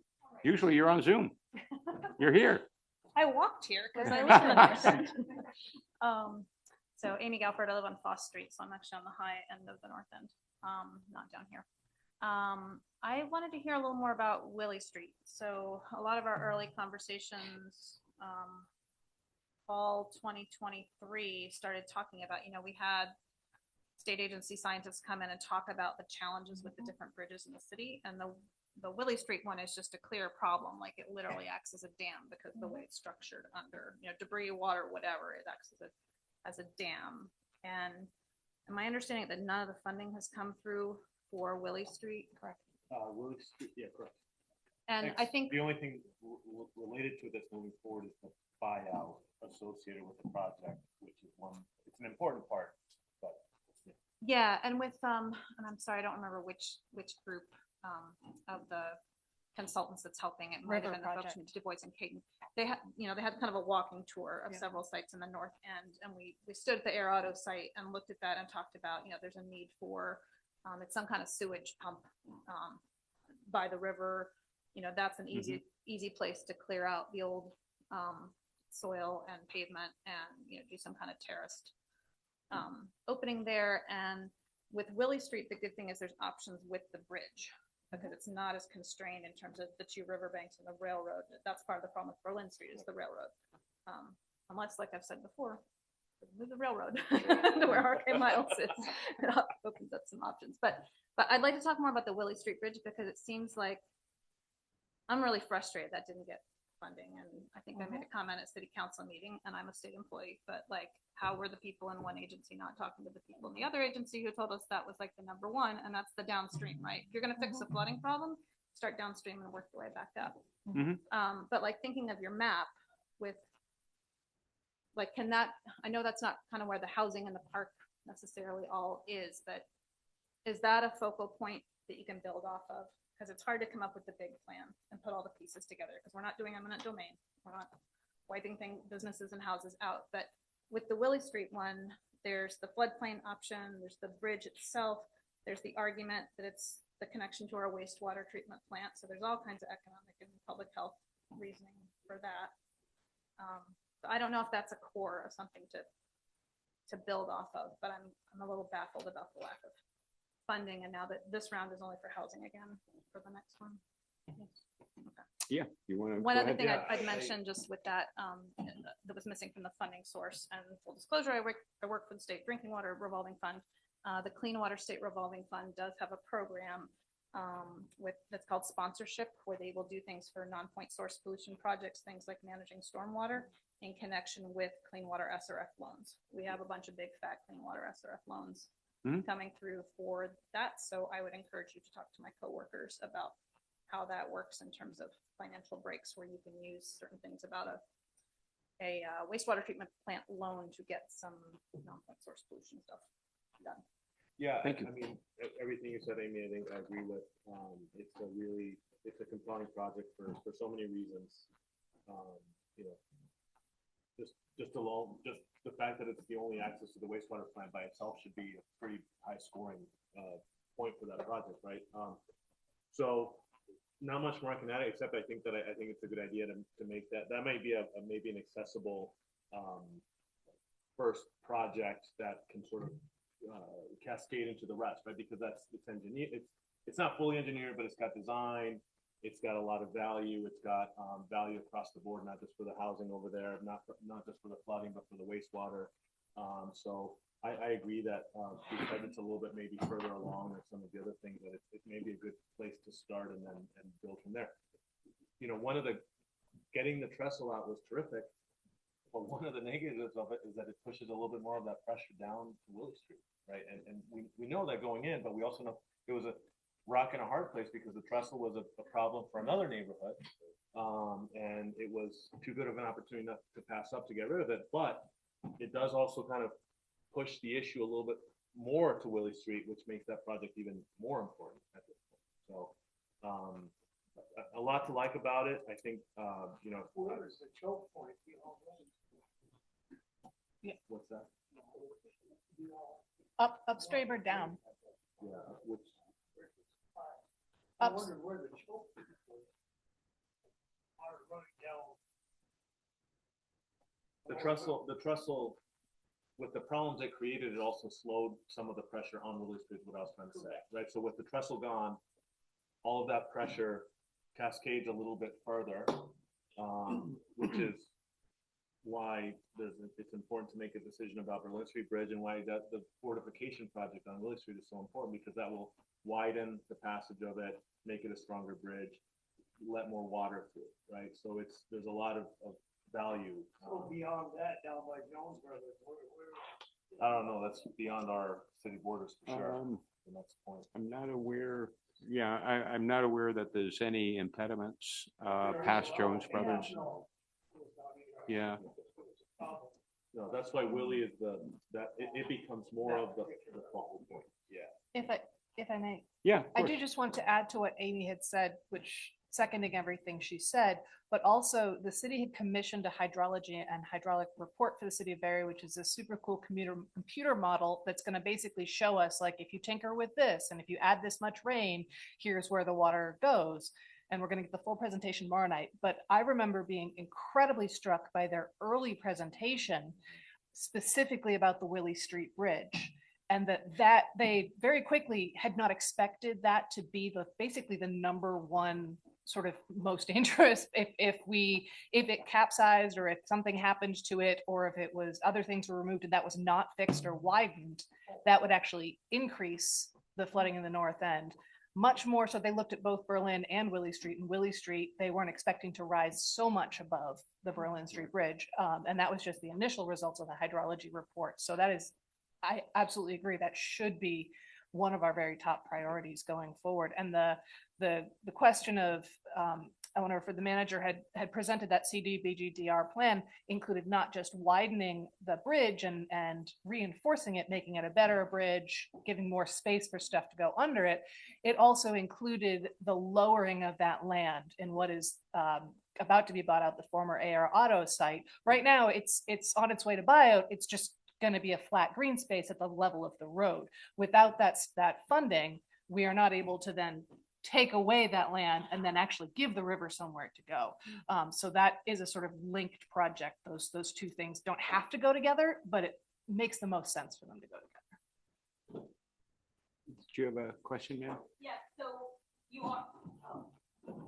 Sorry.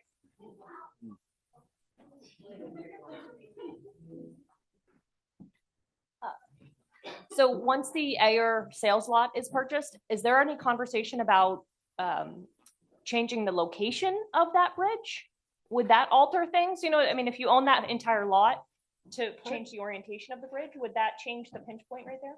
I don't think that, I think moving, that would probably be cost prohibitive. So I think fortifying it is. I mean, just bridges fine. are expensive no matter how you do it. I mean, that's. But I think the design work that we've seen already is that bridge can survive in that location with the fortification widening and the adjacent excavation of that land next to it to be flood storage to ease the pressure. I mean, just for reference, when we're concerned about flooding events, the wastewater plant staff sleep at the time.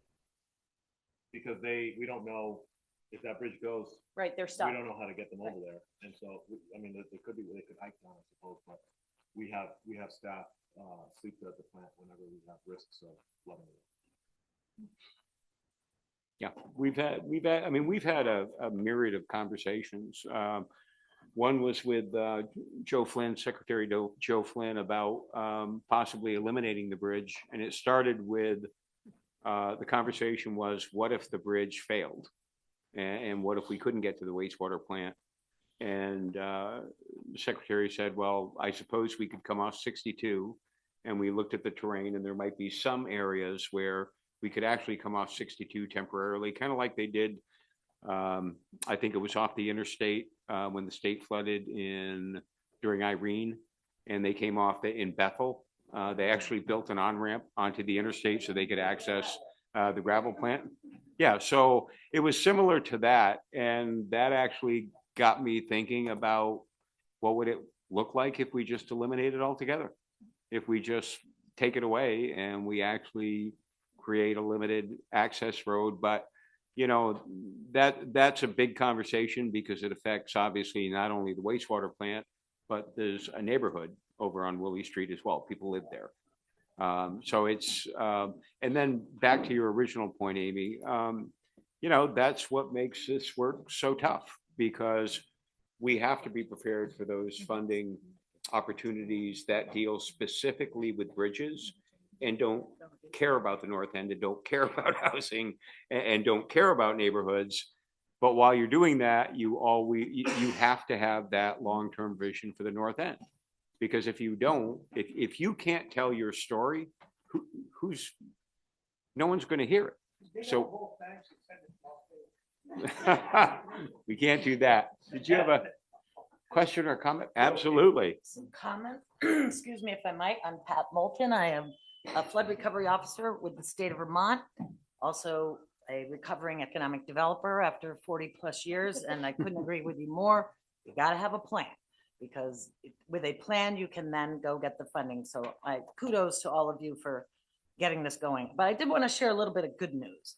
You left one item off your funding list, Your Honor, and that was the Building Resilient Infrastructure and Communities Fund, BRIC, that President Trump tried to eliminate. The court said he couldn't. So there are BRIC funds in Vermont now. Unfortunately, the application deadline's over, that were from 24 and 25, and there's an expectation there'll be a notice of funding opportunity coming out for FY 26 funding. So, and that is specifically for mitigation. That can take down the Willie Street Bridge. It can add your green space along 302. So those homes are not damaged. It can help with the floodplain reconnection funding that has to happen in various locations around the state. And so that's exciting that that can come back. Secondly, I want to make sure just to share with folks here, there is it's thrilling that Barre has done the H&H study. And now there's going to be a study from the headwaters of the Winooski and Cabot through to Richmond, doing similar work and evaluation on the entire Winooski watershed. And that is in conjunction with the University of Vermont, who is doing research on where flood retention, flood slowing opportunities are along the river, so we can ultimately be working on reducing flood levels during these big storm events. That's happening right now. Central Vermont Regional Planning Commission is leading that effort, and of course with the University of Vermont. And then last thing I just want to mention, you mentioned, Mr. Mayor, that there's a group in town that's working on parks and et cetera. They're actually from the National Park Service, Rails, Trails, and Conservation Program. And they've been working with the Barre River Collaborative, who's been doing phenomenal work, and the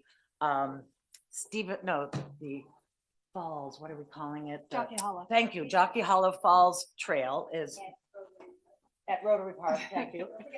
That the council approved funding from the Semper Bond program, which is fantastic. We've got donations, and Vermont Community Foundation is coming in to help make that happen.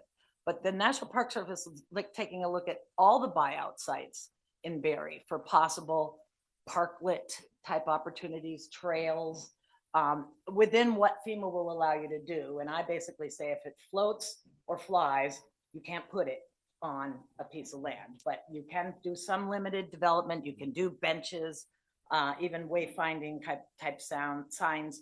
And that's work because we felt, geez, you can look at an empty piece of land, or you can try to enhance it and make it an asset for the community. And Tess Taylor has been intimately involved with that project since it started. And that work is free, doesn't cost us anything, but we have landscape architects from around the country, community planners from around the country working on that. And then I do want to mention, as Amy Galford has, the clean water funding, that if there's a relationship to phosphorus reduction, and 95% of the time flooding is directly related, these clean water funds can come in and help you do certain projects. So there are, in addition to everything you mentioned, Mr. Mayor, there are a lot of funding programs, but you have to start with a vision. You have to start with a plan. And so kudos to getting onto that. Thank you. And Pat, thanks again. That is living proof that when the governor came back in 23 and said, look, this is my hometown, I really want to help Barre. Pat is living proof that the administration really wants to help Barre. She has been just incredibly valuable to the city. And Pat, I don't know what we would have done without you. So. Well, I thought the great people to Well, you've got to let, we have a lot of great people here in the city.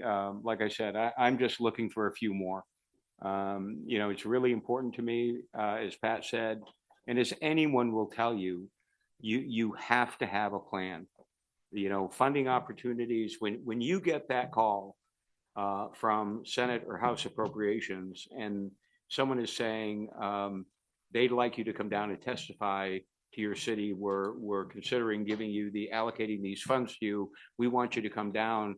You can't just wing it. You've got to have a solid plan. You've got to have a flexible plan so that as parcels come up, as things change, you're ready to change with them. And before you know it, and like I said, it's good things take time. It took me 2.5 years. Governor Jim Douglas at the time, made the mistake when I first took office as mayor years and years and years ago. I didn't know any better, and I asked the governor, I said, well, Governor, for 50 years have been promising us a brand new Main Street and redoing our infrastructure. How do I get that done? And the governor looked at me and he said, well, you want to speak with Neil Lunderville. I don't know if any of you know that name, but Neil Lunderville at the time was Secretary of Transportation. The governor said, well, you want to meet with Neil Lunderville and he can help you get it on track. And I didn't know any better. So I made an appointment to meet with Secretary Lunderville, and he was very gracious and accepted me into his office. And we chatted for a while, and I said, well, this is why I'm here. As I walked around the city and campaigning, everyone said, we want a new Main Street. Tom, they've been promising that for 30 years and they just haven't given it to us. And I didn't know any better at the time. So when I had that first meeting with the secretary, I said, could we make another appointment for next week? And he did. And I did that for 2.5 years. Every Tuesday, I was in Secretary Lunderville's office. And the only reason we got our Main Street was, I am convinced, because Secretary Lunderville was just sick of seeing me. So it was easier for him to spend tens of millions of dollars than face another meeting with the squeaky wheel. But we had a plan. And that's why we're here tonight. I mean, to listen to whatever you have to say, whether it's dredging or, things that aren't quite on topic, but that's okay. You're our constituents and we're here to listen. But what I really want you to react to is, or tell us, is what is your vision for the North End? You heard mine vaguely. I'd love to see Barre Common instead of Boston Common. I'd love to see that green space that the governor talked about in his initial presentation. While my plan may not be as ambitious as the governor's, I absolutely believe that any development plan has to contain a 30 to 40 to 50 unit higher rise. It doesn't mean huge, not like the big high rise that we have down on the corner here. It's not going to be that high. But denser housing makes sense. As I said, not everybody wants to own a home. Not everybody can own a home. So that's sort of, how do you all, and especially the folks who live here in the North End, how do you feel about it? That's the question. Sir, you look like you wanted to say something. Get right up here. I'm just going to put you right on the spot. So I live up Beckley. I have no problems with dense housing. But I do have issues with where you're going to park the cars.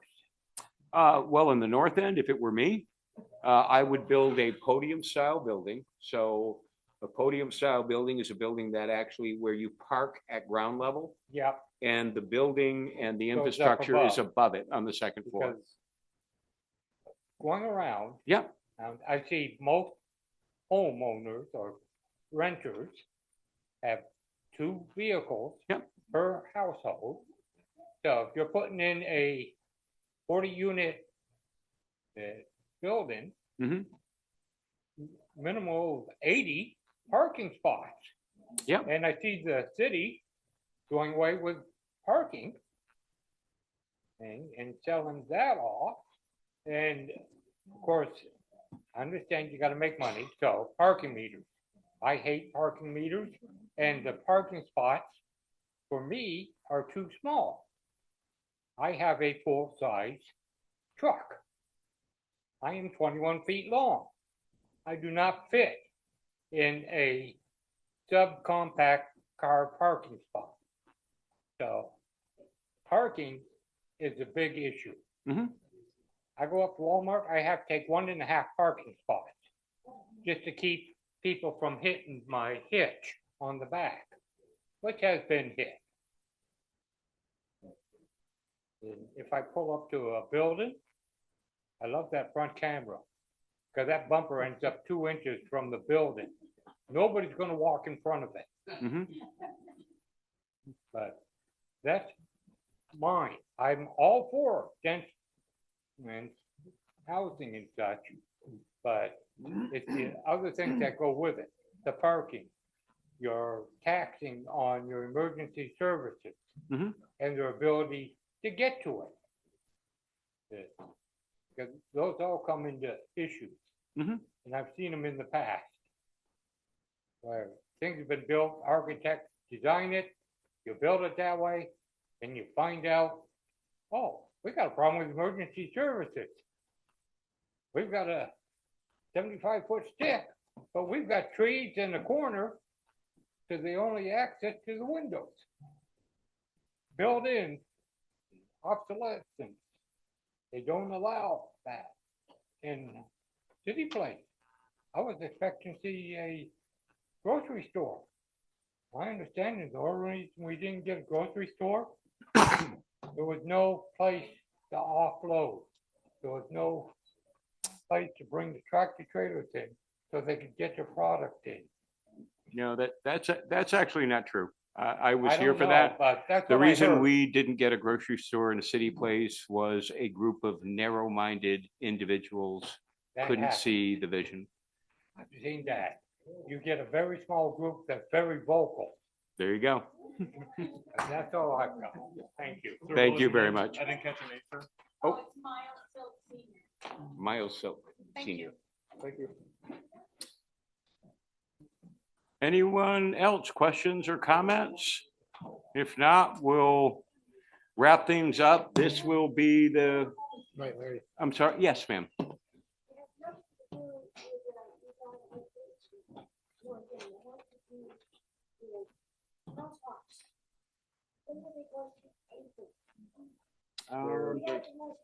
They're going on right, yeah, they're being painted right now throughout the city.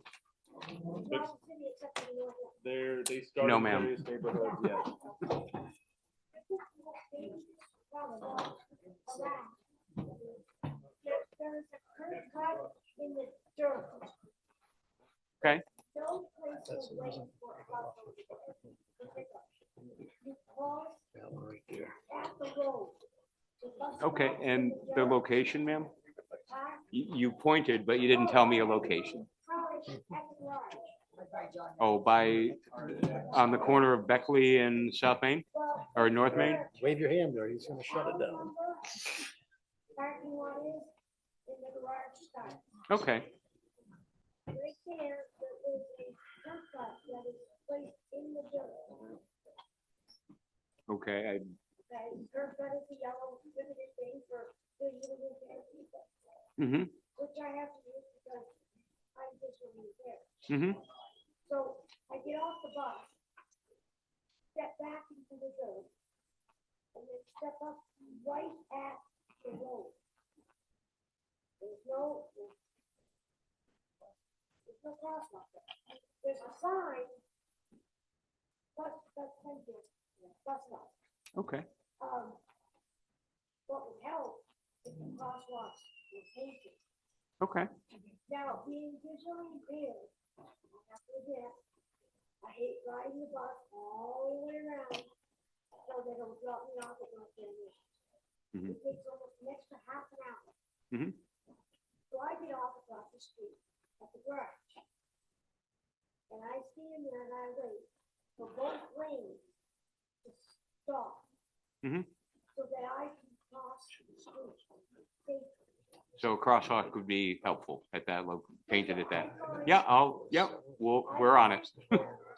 In there, anywhere there, there's a yellow sign that says pedestrian walking. If there's no white line, they do not see it, they do not stop. Mhm. I waited over 15 hours for someone to stop so I could cross the road. There's one car from quite fast. What looked like that? Put on their brakes. In pray, their bumper didn't go over the old crosswalk line. Mhm. And when I looked up at the car, it was an SUV. White. It wasn't, it was a very serious. Had to put on their brakes and pray not to cross the crosswalk. Thank you. Okay, we'll see that someone gets out there. Name for the record? Yeah, that's the best. And this was also talked about over 10 years ago when the ADA committee was first established because of the big stick. We were there to make sure that Barre City was ADA compliant with the federal rules. Mhm. We made sure that the crosswalks and the curb cut and the thickness of the pavement. Another intersection that is extremely dangerous. You got one. Yeah, the other one is Maple Avenue in Route 62. You have, when the light, you guys put off a no right on red. And for years I said, why can't you just put a red arrow? Red arrow means no right on red. And that's the biggest issue is that you got a four-way. And each side is a turn right on red. Mhm. And when the sign comes up, I counted it, you have 4 seconds to get off the curb and into the intersection before that no right on red light turns green. And as soon as you're out there and it turns green, the people on the right hand turn by Mr. C are taking that turn. I have a scooter and I still have to double check to make sure I have time to get off the sidewalk into the road to cross. And then when you get across the Denny's Park, you gotta stop again or slow down because you have another right hand turn and they're turning right on red with no stop. Thank you. I think we got that I can down. Continue. I'm sorry? No, actually, you won't. Hi, Judy. How are you? I'm fine, Tom. I don't mean to make her go on, but it would be beneficial if we had some of those flashing crosswalks like Montpelier. And The flashing crosswalks, especially up by Tilden House, mhm. they always wear black when they want to cross the street. And if you've seen the sign there, that's been there for 2 weeks, that's wrapped around the telephone pole.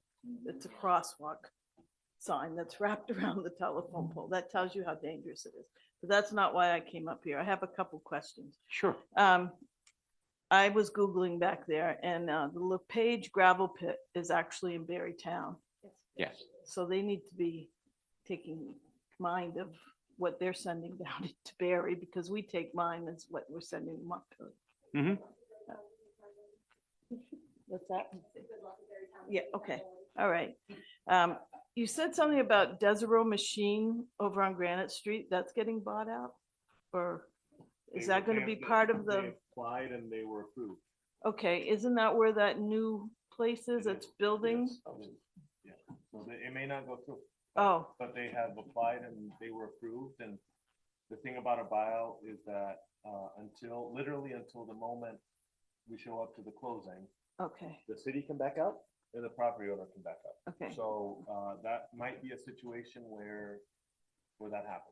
So that guy might move to another area, They could, hopefully, and stay here? Or they could decide to stay there and the company could stay there, and that might be what the Desros want, and that would be. No, I was their- just concerned. I was excited to Oh, see yeah, what yeah, was here, and I went by there to see what the little houses It's that are wonderful, made. yeah, I think, Judy, that's a certainly a conundrum, because it would be a really good site for a buyout, but it's also somebody who's Okay, doing I some was really just exciting work. confused Yeah. on that.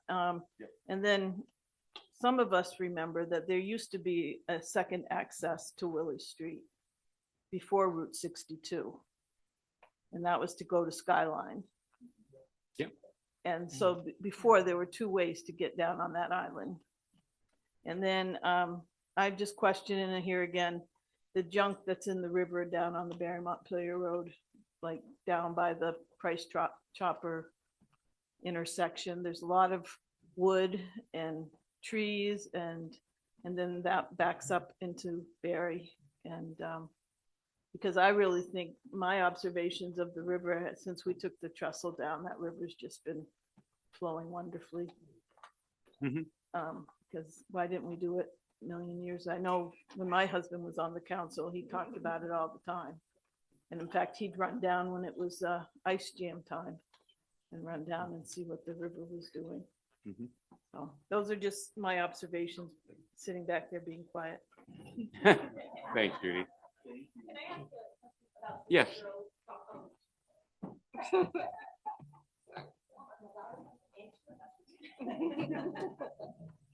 The Desero property is huge. I mean, that's a couple acres, right? I mean, is it, I mean, it's one of the it's one of the larger properties in the buyout. Yeah, process. it's better than an acre. I don't know if it's quite, it's big. It's big.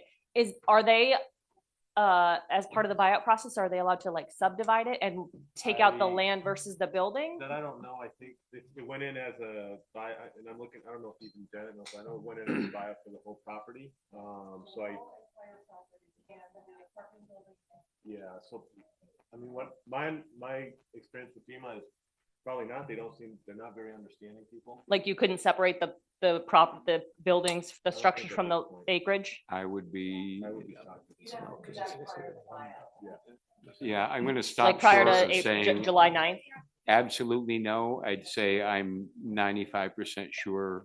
FEMA once the application goes in, if you alter that application in any way other than correction of an obvious error, but if you alter the application, then it's considered withdrawn. So it's the entire Yep. parcel as of Yeah, July and 9th. at the time, you know, again, this is and I'm a big fan as well, Judy, of what Michael is doing there. But at the time, there was no one there. At the time, Deseros had vacated the property. They had left, and then this gentleman was looking to relocate his business. The building was perfect for him. It was, you know, a year or better later, and the building had been cleaned up, even though the Deseros had made the decision to put that flood application in. The city had endorsed it, and then they found a tenant. So listen, we love what he's doing there. So I suspect that personally, I think that property has more mitigation value to the city as a whole than to that one business owner. But I am a huge fan of that one business owner, and I'm willing to bet I can find him space. Is that one of those options where the city, it could be, you know, subdivided and it could be a city buyout so that. Look, you want me to get totally crazy and creative? He's doing a great job with housing there. He's building some really cool homes. The city owns a 60,000 square foot building on Morrison Road in Barre Town that is actually a little too big for us. Well, guess what? We may end up with a tenant. So, you know, we'll accommodate that. We'll accommodate that business one way or the other. I'm just being honest when I say that I think that property has more value to the entire citizens of Barre in terms of flood mitigation than it would if we were forced to say to the Deseros, if Deseros said we want to withdraw that because we have a tenant there now, I would say, look, we will move heaven and earth to find your tenant a good home. But that property simply has more value to people upstream. Trust me, you're than- preaching to the choir on that one, right? As somebody who's relocated six So, families, I get it. you but know, I also know that it just sucks to see yet another business leave town for one reason or another. absolutely. So. But who knows? He may not even have to leave town. Sure. So thank you. Anyone else? I- Oh, yes, I have of maybe course. a process question. You had framed the idea of a 5 to 7 person steering committee. Yep. For the north end. What is your vision for when to form that, how people apply? What are, if anyone here in the audience is interested, what are their Yeah. next steps? Next steps are, we're going to put an application, I mean, we have an application now. So the council, I'm hopeful that tomorrow the council will approve, it's not a warned item, so we'll have to ratify at the following meeting. But the council will approve of the creation of a 5 to 7 member North End Steering Committee. I don't think he'd mind. Ed Stanek has already expressed interest in serving. Ed has a background in with Act 250 and land management. Very, very smart guy. So he's already expressed interest. And if there's anyone else who would be interested in serving, again, it's probably going to be one of the more fun committees because it's about vision. It's about what could be. It's about creating a plan that is somewhat rigid, but also flexible and able to respond quickly to opportunities. And it is a committee that we would keep together, I would think, for a very, very long time. And one of the charges of the committee would be to actually keep an eye out for funding opportunities. You know, those come and go. Janet does a great job here at the city, as does Josh, keeping an eye out for funding opportunities. So they'd probably be shooting those to the committee on a very consistent basis. So yeah, I'd like to start as soon as tomorrow. Should people use the regular city committee member application? Yep. I don't see any reason to kind of reinvent the wheel on that. I think it's probably better if we don't. What I will do is maybe with the help of the council and obviously subject to the approval of the council, just put sort of a description together, what the committee will be doing, what their charge, what is their charge, what will they be doing, what resources will be available to them. So if any of you or your friends are interested in serving, let us know. Council, anything else any of you would like to add? Be my guest, Nicholas? Okay, then motion to adjourn would be in order. Moved and seconded. Any discussion? Hearing none. All those in favor of the motion as presented, please signify by saying aye. Aye. And those opposed, council is adjourned. Everyone, thank you. Thank you very much for coming out. This is only the first in what I suspect are going to be many meetings. Yeah, of course.